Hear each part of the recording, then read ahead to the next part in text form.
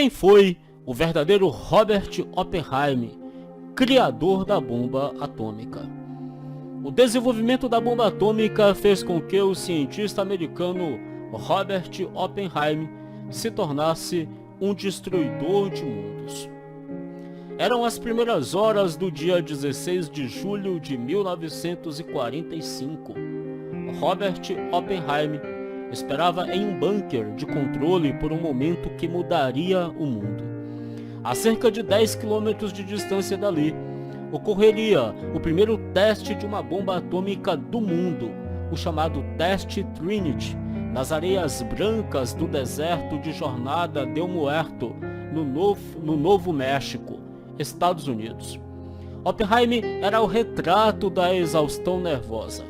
Ele sempre foi magro, mas 3 anos como diretor do Projeto Y, o braço científico do Distrito de Engenharia de Manhattan, que havia projetado e construído a bomba atômica, fizeram com que seu peso caísse para apenas 52 quilos. E, com 1,78 metros de altura, ele parecia extremamente magro. Naquela noite, Oppenheimer havia dormido apenas 4 horas. Sua ansiedade e a tosse causada pelo fumo o mantiveram acordado. Aquele dia, em 1945, é um dos diversos momentos importantes da vida de Robert Oppenheimer, descritos pelos historiadores Carl Bird e Martin J. Sherry na sua biografia American Prometheus.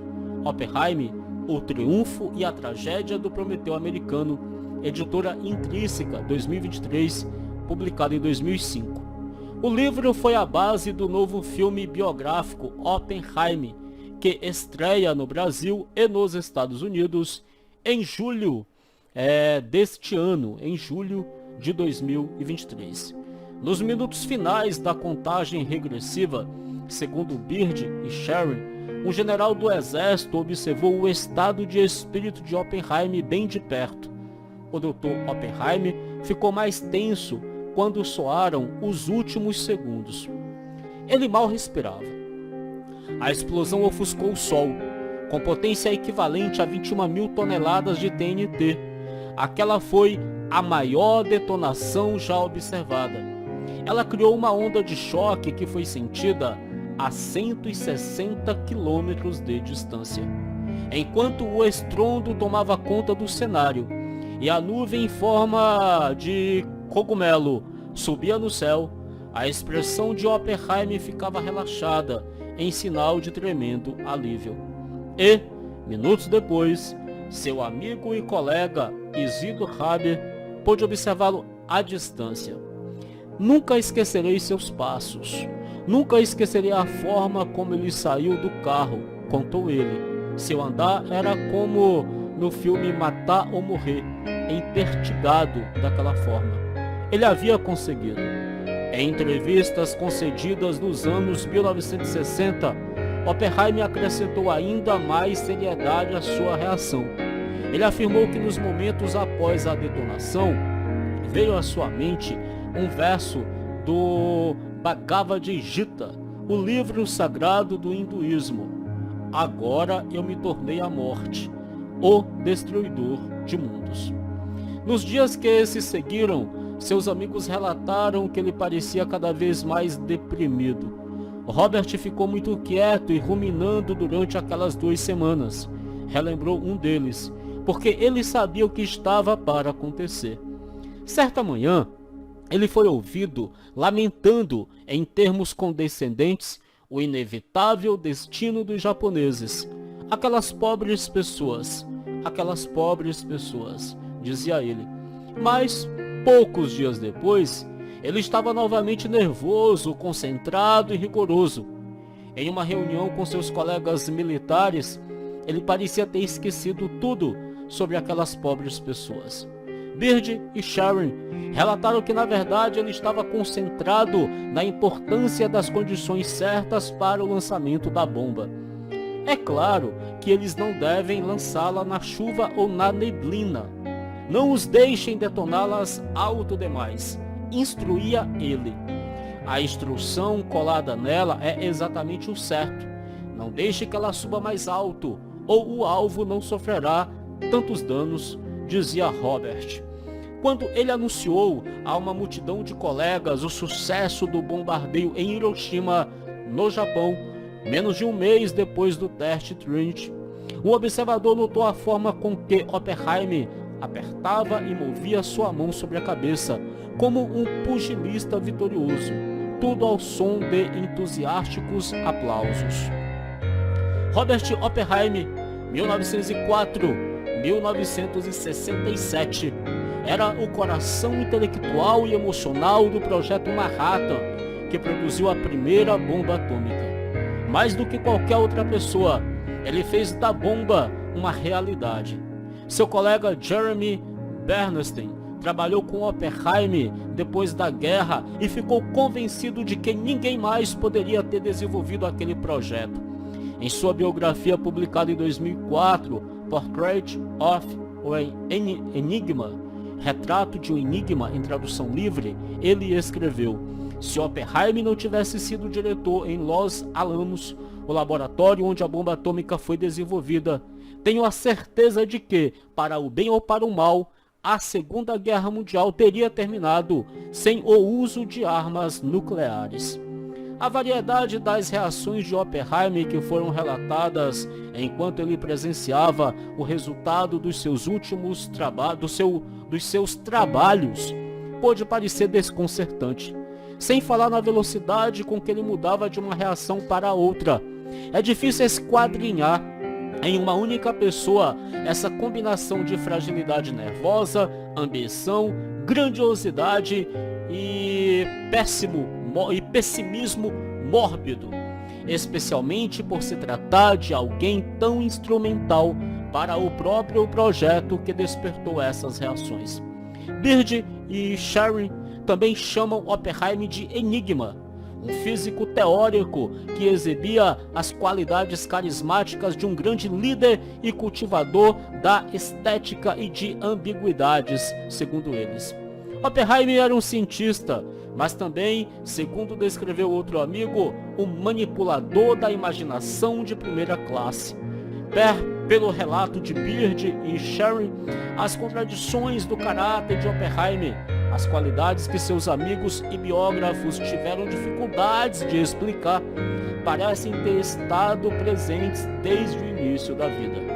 O físico nasceu em Nova York, nos Estados Unidos, em 1904, filho de imigrantes judeus alemães de primeira geração que ganharam dinheiro com o comércio de tecidos. A família morava em um grande apartamento no lado superior oeste de Manhattan, com 3 empregadas e um motorista. Obras de arte europeias adornavam as paredes da residência. Mesmo com essa criação luxuosa, seus amigos de infância relembravam Oppenheimer como uma criança generosa e que não era mimada. Sua amiga de escola, Jane Disher, lembra-se dele como alguém que ficava corado com extraordinária facilidade. Era muito frágil, tinha um rosto muito rosado, muito tímido, mas era também muito brilhante. Todos perceberam com muita rapidez que ele era superior e diferente de todos os demais, contou ela. Com 9 anos de idade, o pequeno Oppenheimer lia filosofia em grego e latim e era obcecado por mineralogia. Ele passeava pelo Central Park e escrevia cartas para o Clube de Mineralogia de Nova York sobre o que encontrava. Suas cartas eram tão competentes que o clube pensou que ele fosse adulto e o convidou para dar uma palestra. Essa natureza intelectual gerou um certo grau de solidão para o jovem Oppenheimer, segundo Beard e Sherry. Ele estava frequentemente apreensivo com o que quer que estivesse fazendo ou pensando, relembrou um amigo. Oppenheimer não se preocupava em adequar-se às expectativas de gênero. Ele não se interessava por esportes, nem pelas confusões e dificuldades inerentes à sua faixa etária. Segundo seu primo, ele era provocado e ridicularizado com frequência por não ser como seus colegas. Mas seus pais tinham uma certeza de que ele era um gênio. Retribuí a confiança dos meus pais em mim, desenvolvendo um ego desagradável, comentou Oppenheim posteriormente, o que certamente deve ter afrontado as crianças e os adultos que tiveram a infelicidade de entrar em contato comigo. Não é engraçado virar as páginas de um livro e dizer, sim, sim, é claro, eu sei disso, comentou ele certa vez com outro amigo.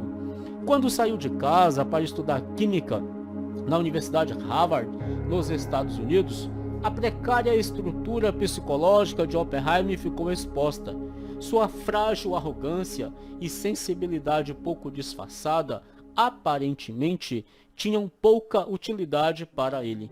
Em uma carta de 1923, publicada em uma coleção de 1980, editada por Alice Kimball Smith e Charles Weiner, ele escreveu: trabalho e escrevo inúmeras teses, observações, poemas, contos e inutilidades. Crio mau cheiro em 3 laboratórios diferentes. Sirvo chá e falo com conhecimento para algumas almas perdidas.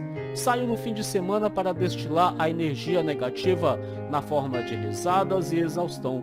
Leio grego, cometo gafes, procuro cartas da minha mesa e desejo que estivesse morto. Foi lá.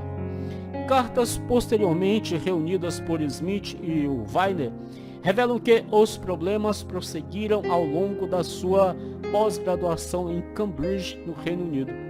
O tutor de Oppenheim insistia em aplicar trabalho de laboratório, o que era uma das fraquezas do cientista. Estou tendo momentos bastante ruins, escreveu ele em 1925. O trabalho no laboratório é terrivelmente maçante e sou tão ruim nele que é impossível sentir que estou aprendendo alguma coisa. Ainda naquele ano, a intensidade de Oppenheim quase causou um desastre, quando ele deixou deliberadamente uma maçã envenenada com substâncias químicas do laboratório na mesa do seu tutor. Seus amigos especularam posteriormente que sua ação pode ter sido causada por inveja e sentimentos de inadequação. O tutor não comeu a maçã, mas a vaga de Oppenheim em Cambridge ficou ameaçada. Ele só foi mantido sob a condição de consultar um psiquiatra. O médico diagnosticou psicose, mas depois deu alta ao físico, afirmando que o tratamento não traria benefícios. Relembrando esse período, Oppenheim contaria mais tarde que considerou seriamente a possibilidade de suicidar-se na época do Natal daquele ano. No ano seguinte, durante uma viagem a Paris, seu amigo próximo, Francis Ferguson, contou a ele que havia pedido sua namorada em casamento. Oppenheim reagiu tentando estrangulá-lo. Ele pulou em cima de mim por trás com uma alça de bagagem, relembrou Ferguson, e a enrolou no meu pescoço. Consegui sair de lado e ele caiu no chão chorando. Ciência e poesia. Aparentemente, quando a psiquiatria não era o suficiente para Oppenheim, a literatura vinha em seu auxílio. Segundo Beard Sharon, ele leu Em Busca do Tempo Perdido, do escritor francês Marcel Proust, 1871-1922, durante um feriado na Córcega, Itália. No livro, ele encontrou um pouco de reflexão sobre o seu próprio estado de espírito, o que o tranquilizou, abrindo espaço para um modo de ser mais solidário.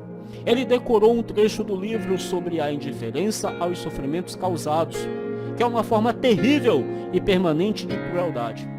Essa questão do comportamento em relação ao sofrimento se tornaria um interesse permanente para Oppenheim, orientando suas preferências sobre textos filosóficos e espirituais por toda a vida, o que teria papel importante no trabalho que definiria sua carreira. Naquelas mesmas férias, ele fez um comentário para seus amigos que parecia profético. O tipo de pessoa que mais admiro é aquela que se torna extraordinariamente boa em fazer muitas coisas, mas ainda mantém o semblante marcado pelas lágrimas. Oppenheim voltou para Cambridge com o espírito mais leve e sentindo-se muito mais gentil e mais tolerante. Com ele próprio, relembraria mais tarde. Como ele próprio relembraria mais tarde. No início de 1926, ele conheceu o diretor do Instituto de Física Teórica da Universidade de Göttingen, na Alemanha, que se convenceu rapidamente dos talentos de Oppenheimer como teórico e o convidou para estudar ali. Posteriormente, Oppenheimer descreveria 1926 como o ano da sua entrada na física, segundo Smith e Weiner, e de fato, aquele ano acabou representando uma reviravolta. Ele conseguiu seu título de PhD e cursou pós-doutorado no ano seguinte. O físico também passou a fazer parte de uma comunidade que estava liderando o desenvolvimento da física teórica, conhecendo cientistas que se tornariam amigos de toda a vida. Muitos acabariam trabalhando com ele em Los Alamos. O professor. De volta aos Estados Unidos, Oppenheimer passou alguns meses em Harvard antes de se mudar em busca de sua carreira de físico na Califórnia. O tom das suas cartas daquele período reflete uma mentalidade mais firme e generosa. Ele escreveu para seu irmão mais novo sobre romance e seu contínuo interesse em artes. Na Universidade da Califórnia, Berkeley, o físico trabalhou ao lado de experimentalistas, interpretando seus resultados sobre raios cósmicos e desintegração nuclear. Posteriormente, ele descreveu ter descoberto que era o único que compreendia tudo o que isso se tratava. Ele acabou criando um departamento, um levato, segundo ele, pela necessidade de comunicar a teoria que ele amava. Explicar primeiro para a faculdade, os funcionários e colegas, e depois para quem quiser ouvir o que aprendi, quais eram os problemas não resolvidos, contou ele. Oppenheimer descrevia a si próprio como um professor inicialmente difícil, mas foi com esse cargo que ele aperfeiçoou o carisma e a presença social que o conduziriam durante sua passagem pelo Projeto Y. Citado por Smith e Weiner, um colega relembrou como seus alunos o imitavam o melhor que podiam. Eles copiavam seus gestos, seus maneirismos, suas entonações. Ele realmente influenciou a vida deles. A filosofia indo. No início dos anos de 1930, enquanto desenvolvia sua carreira acadêmica, Oppenheimer continuou a explorar as ciências humanas. Foi nesse período que ele descobriu os textos hindus. Ele aprendeu sânscritos para ler o Bhagavad Gita no idioma original. Foi dali que extrairia a famosa citação: "Agora eu me tornei a morte". Parece que seu interesse não era apenas intelectual, mas a continuação da biblioterapia que ele havia receitado a si mesmo a partir da leitura de Proust, quando ele tinha pouco mais de 20 anos de idade. A história do Bhagavad Gita, baseada na guerra entre dois ramos de uma família aristocrática, ofereceu a Oppenheimer uma base filosófica que se aplicava diretamente à ambiguidade moral confrontada por ele no Projeto Y. O livro enfatiza as ideias de viver, destino e distanciamento dos resultados, destacando que o medo das consequências não pode ser usado como justificativa para a falta de ação. Em uma carta ao seu irmão, em 1932, Oppenheimer faz referência específica ao Bhagavad Gita e indica a guerra como uma circunstância que poderia oferecer a oportunidade de colocar essa filosofia em prática. Acredito que, por meio da disciplina, podemos atingir a serenidade. Acredito que por meio da disciplina aprendemos a preservar o que é essencial para a nossa felicidade em circunstâncias cada vez mais adversas, escreveu ele. Portanto, acho que tudo aquilo que evoca a disciplina, o estudo e nossos deveres para com os homens e a comunidade, a guerra, deve ser acolhido por nós com profunda gratidão, pois somente com isso podemos atingir o mínimo de desapego, e só assim podemos conhecer a paz. Em meados dos anos 1930, Oppenheimer também conheceu a física e psiquiatra Jean Tagot, 1914 e 1944, por quem se apaixonou. Segundo o relato de Bird e Sharon, Tarlok tinha um caráter tão complexo quanto o de Oppenheimer. Em grande parte, ela era compreendida e dirigida por sua consciência social. Um amigo de infância descreveu Tarklock como tendo sido tocada pela grandeza. Oppenheimer pediu Tarklock em casamento mais de uma vez, mas ela recusou. Acredita-se que ela o tenha apresentado a políticos radicais e à poesia do inglês John Donne, 1572-1631. Os dois continuaram a se ver ocasionalmente depois que Oppenheimer se casou com a bióloga Catherine Kitt Harrison, 1910-1972 em 1940. Harrison trabalharia com Oppenheimer no projeto Y como flebotomista, pesquisando os perigos da radiação. Surge o projeto Manhattan. Em 1939, os físicos estavam muito mais preocupados com a ameaça nuclear do que com os políticos. Foi uma carta de Albert Einstein que chamou a atenção dos principais líderes do governo americano para o assunto. A reação foi lenta, mas o alarme continuou a soar na comunidade científica, até que o presidente americano Franklin D. Roosevelt, 1882-1945, foi convencido a agir. E como um dos principais físicos do país, Oppenheimer esteve entre os diversos cientistas indicados para começar a examinar com mais seriedade o potencial das armas nucleares. Em setembro de 1942, graças em parte à equipe de Oppenheimer, ficou claro que a bomba era possível e os planos concretos para o seu desenvolvimento começaram a tomar forma. Bird e Sharon contam que, quando ouviu que seu nome estava sendo sugerido para liderar a empreitada, Oppenheimer começou suas próprias preparações. Estou eliminando todas as conexões com comunistas, disse ele a um amigo na época, porque se não fizer, o governo terá dificuldade de me usar. Não quero deixar que nada interfira com minha utilidade para a nação. Einstein afirmaria posteriormente que o problema de Oppenheimer é que ele ama algo que não ama, o governo dos Estados Unidos. E de fato, seu patriotismo e o seu desejo de agradar claramente influenciaram seu recrutamento. O general Leslie Groves, 1896-1970, líder militar do Distrito de Engenharia de Manhattan, era o responsável por encontrar um diretor científico para o projeto da bomba. Uma biografia de 2002, Race for the Bomb, A Corrida para a Bomba, em tradução livre, afirma que Groves enfrentou oposição quando propôs que Oppenheimer fosse esse líder científico. Os antecedentes extremamente liberais de Oppenheimer eram uma preocupação, mas além de observar seu talento e seu conhecimento da ciência, Groves também destacou sua arrogante ambição. Eu me convenci de que ele só não era leal, mas que não deixaria que nada interferisse com o desempenho bem-sucedido da sua tarefa e, portanto, com seu lugar na história da ciência, declarou o chefe de segurança do projeto Manhattan.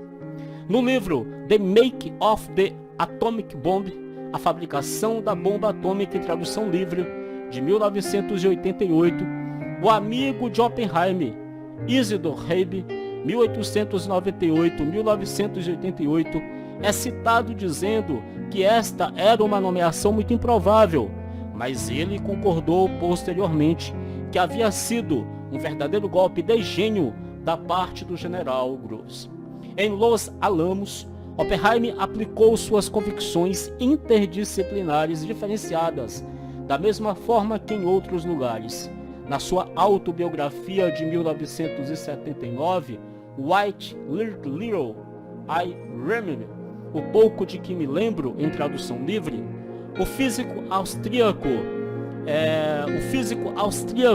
de nascimento Otto Frisch, 1904-1979, relembrou que Oppenheimer havia recrutado não só os cientistas necessários, mas também um pintor, um filósofo e alguns outros personagens improváveis. Ele sentia que uma comunidade civilizada seria incompleta sem eles. Sangue nas mãos. Depois da guerra, o comportamento de Oppenheimer aparentemente sofreu mudanças. Ele descreveu as armas nucleares como instrumentos de agressão, de surpresa e de terror, e a indústria das armas como o trabalho do demônio. Em uma reunião em outubro de 1945, ele disse ao então presidente norte-americano Harry S. Truman, 1884-1972, a frase que ficou famosa: "Sinto que tenho sangue nas mãos." Truman depois declarou: "Eu disse a ele que o sangue estava nas minhas mãos e que eu deveria me preocupar com aquilo." Este diálogo é uma repetição surpreendente de outra citação do Bhagavad Gita entre o príncipe Arjuna e o deus Krishna. Quando Arjuna se recusa a lutar porque acredita que será responsável pelo assassinato dos seus companheiros, Krishna retira o fardo dos seus ombros dizendo: "Veja em mim o real assassino desses homens. Ergue-te sobre a fama, sobre a vitória, sobre a feliz intenção real. Eles já estão mortos por mim. Seja você o meu instrumento." Durante o desenvolvimento da bomba, Oppenheimer havia usado um argumento similar para aplacar as hesitações éticas dos colegas e as suas próprias. Ele disse que, como cientistas, eles não eram responsáveis pelas decisões sobre a forma de uso da arma, mas apenas por fazer o seu trabalho. O sangue, se houvesse, estaria nas mãos dos políticos. Mas, aparentemente, quando a façanha foi alcançada, a confiança de Oppenheimer sobre essa posição ficou abalada. Byrd e Sherman relataram que, no seu cargo na Comissão de Energia Atômica no período do pós-guerra, ele combateu o desenvolvimento de outras armas, incluindo a bomba de hidrogênio, mais poderosa, cujo caminho havia sido aberto pelo seu próprio trabalho. Estes esforços fizeram com que Oppenheimer fosse investigado pelo governo americano em 1954 e tivesse sua licença de segurança cancelada, encerrando seu envolvimento no trabalho político. A comunidade acadêmica saiu em sua defesa. No jornal The New Republic, em 1955, o filósofo Bertrand Russell, 1872-1970, comentou que a investigação tornou inegável que ele cometeu erros, um deles com a gravidade do ponto de vista de segurança, mas não houve provas de deslealdade, nem de nada que pudesse ser considerado traição. Os cientistas foram pegos em um trágico dilema.